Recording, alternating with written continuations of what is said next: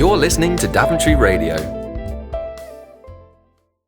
The World Health Organization published a report back in 2001 which stated that 1 in 4 people in the world will be affected by mental or neurological disorders at some point in their lives.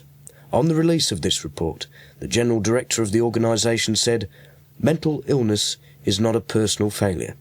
In fact, if there is failure, it is to be found in the way that we have responded to people with mental and brain disorders." 15 years later, there have been some steps made towards mental health being taken more seriously.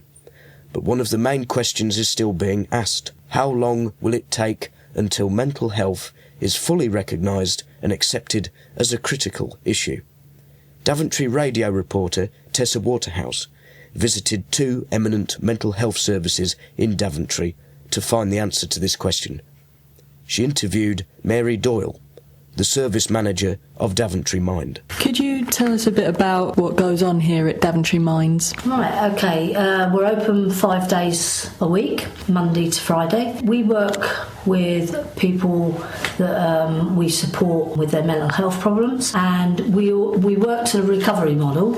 So it means that if people are sort of isolated, lonely, they've got depression, to people with severe depression, schizophrenia, bipolar, all those sort of things, we support people to try and get back into the community.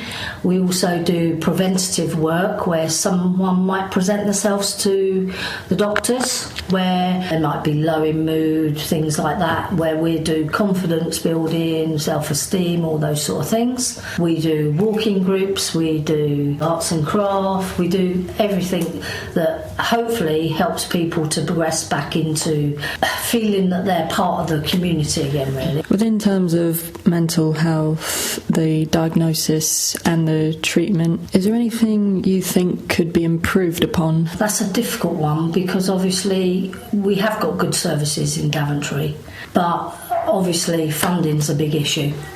I would say obviously the councils are really struggling to keep social care above water, really, and obviously as a charity we do rely on obviously the county council for our funding, so we have to try and juggle those bits around as well, where we'll put in, we fundraise quite a lot. It's a good service that we've got. We're on the tail end of things, obviously, but other people might say different, but, the GPs are brilliant. CPNs, social workers, we're all trying to do our own little bit, but there could be obviously like any service, you can have better service, couldn't you? While Tessa was at the Daventry Mind Centre, she was given the opportunity to interview one of the users of the service. Do you feel that you have received the appropriate support and treatment for your condition? I have, yes, over the years, yes, I have. And do you feel as if your case has been taken seriously? Yes, very seriously. So how have you found things have changed and altered over the years regarding the treatment and support to mental health? The treatment to mental health is changed a lot because there isn't the support out there than what there was when I was diagnosed with bipolar in 1982. So all that's changed, and there wasn't so much understanding about mental illness in those days, what there is today, but there's not so much support with the social workers and the CPNs than what there was in my day, because I always had a support worker, and there was also a worker for finding me a flat from the housing team.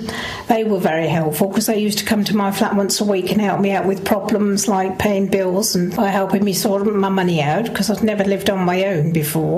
So that was a great help, and I think most of that support's gone again, which is a shame.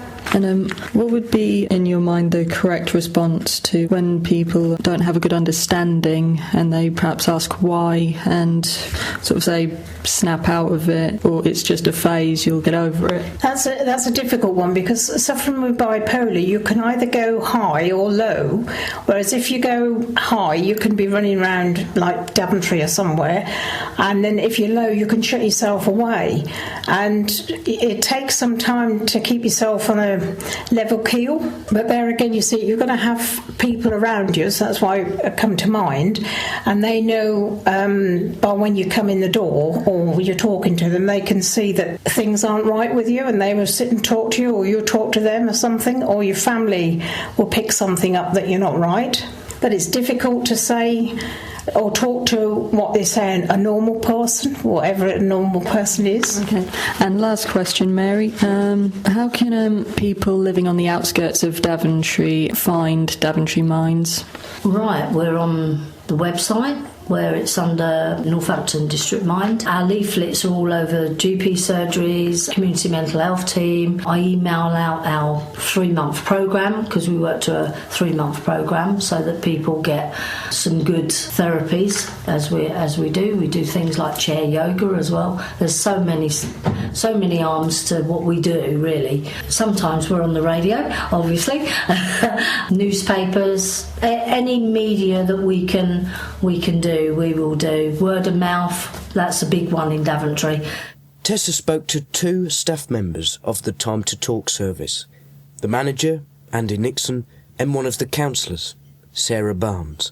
Do you think we live in a culture that is unsympathetic to mental health?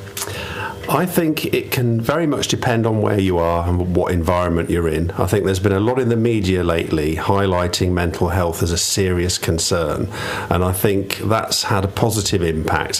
However, I still feel that there are plenty of people out there who really don't understand what the term mental health actually means. I think sometimes mental health can be perceived as something really extreme, when in fact general mental health and emotional well-being covers a wide range of issues, from depression and anxiety to self-harm to suicidal thoughts and tendencies. So it's an all-encompassing term that's used sometimes in a very general way, and in fact it doesn't really say what the kind of full range of issues can be. How much further do you think mental health has got to go before it is taken seriously? I think, there is a way to go. I think emotional well-being and physical well-being have always been seen as separate things, and for us at Time to Talk, really they're part of the whole person. So I kind of think that we're starting to move more towards looking at health as a general thing, rather than having a separate mental health and a separate physical health type way of looking at it. I think there's still some way to go before we get to a place where that's, kind of joined together, if you like, for want of a better way of putting it. So we're not there yet. Improvements have been made, but still a way to go before it's properly kind of considered as a whole. Do you feel it's difficult to convince people in general that the adolescents suffer with mental health issues as well? Yes, I do feel it's quite difficult, because most people think that the young person is either pretending, putting it on, self-attention, and a lot of people, and unfortunately then the young people don't want to actually speak about what they're, what's actually going on for them, so it puts them off. Do you feel the current generation are more susceptible to mental health issues due to pressures of nowadays?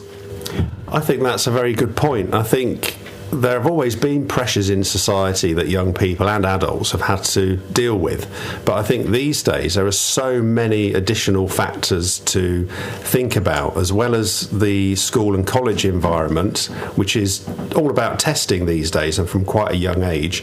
You've got pressures from parents, you have issues around family relationship breakups, you have peer pressure, media pressure, body image issues, a whole range of different factors that have an impact that maybe weren't as prevalent years ago, because we didn't have the range of media that we have these days, where everything is accessible 24 hours a day.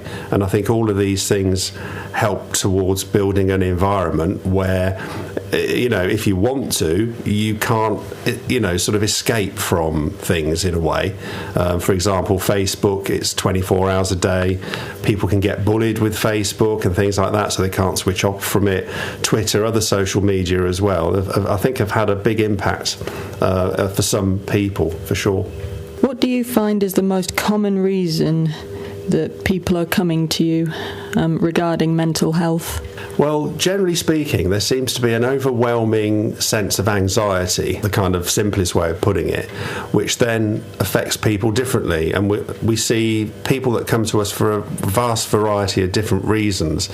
We have young people who come to us who are depressed, who are in an emotionally fragile state, who are dealing with perhaps the breakup of a marriage. Their parents might be going through a divorce. We have people who are self-harming.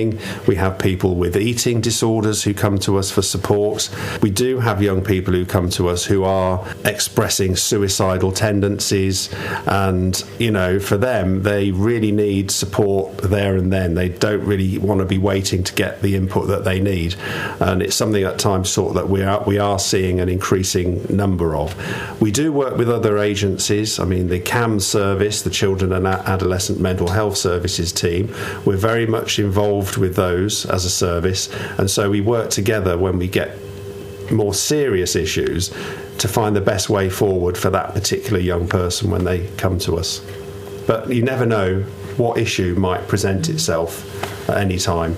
We've never been shocked by anything yet. How can people who are suffering from mental health issues find time to talk? Okay, well, we work in Daventry District, and we've got a base at the Abbey Centre in Daventry.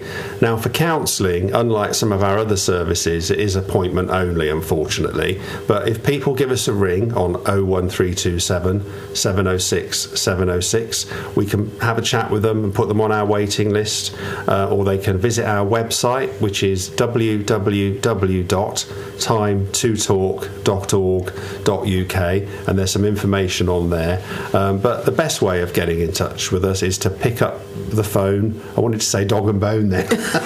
It's to pick up the phone and just give us a call, and we can have a chat with them.